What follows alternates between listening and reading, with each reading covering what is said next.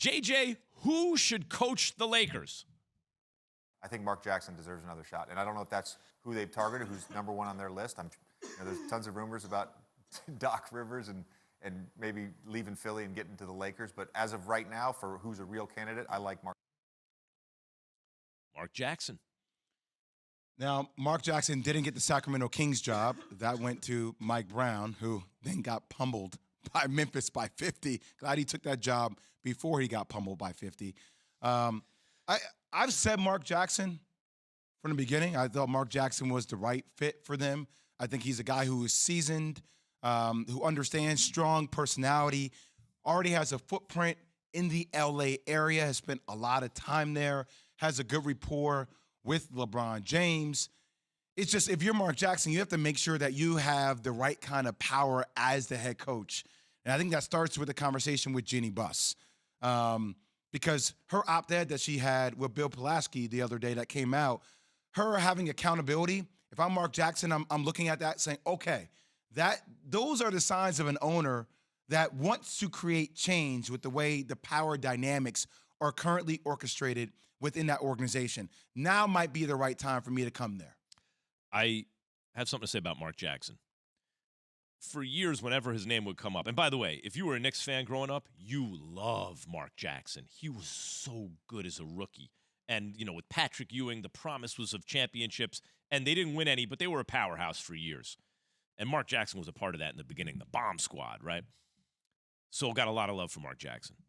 Mark Jackson in Golden State got, believed in Steph and Clay in a way that maybe few other coaches would have, and brought them to a certain point.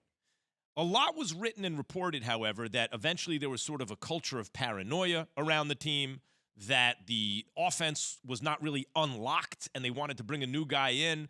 And so I've wondered aloud, wait, is Mark Jackson the right guy for this job or that job? But I got to tell you something. I think he is.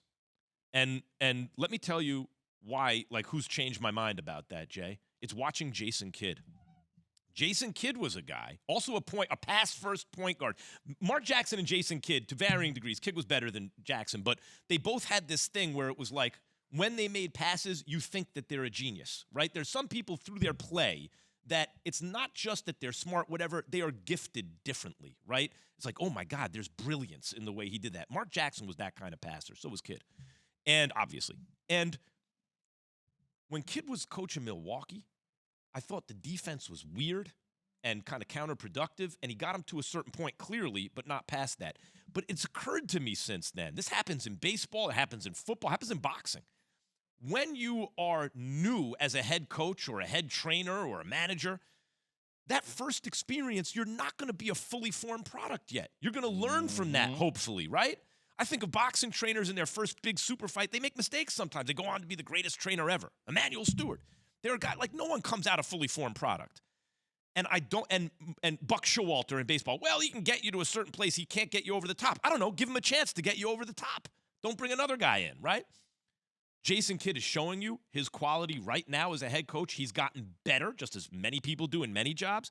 I don't see a reason why Mark Jackson would not learn from his first experience, which was largely successful, and be a real good head coach right now. I'm with it. Yeah, I'm all about that because Jason Kidd having a great relationship with Mark Lazary, the owner of the Milwaukee Bucks. I think there were some issues with how that was handled in the front office, but they figured it out. They moved forward, and it's the same with Mark Jackson in Golden State, right? It was supposed to be these issues that he had with the front office and team ownership that they didn't see alignment. But every time I hear Stephen Curry, every time I hear Klay Thompson talk about Mark Jackson, it's always in the most positive lights. The most positive of things. So I agree with you on all those Like things. Jason Kidd, by the way. Yes. You heard Giannis, ballers talking when I heard about Giannis Jason talk Kidd. about Jason Kidd, love Jason Kidd. Thanks for watching ESPN on YouTube. For live streaming sports and premium content, subscribe to ESPN Plus right now.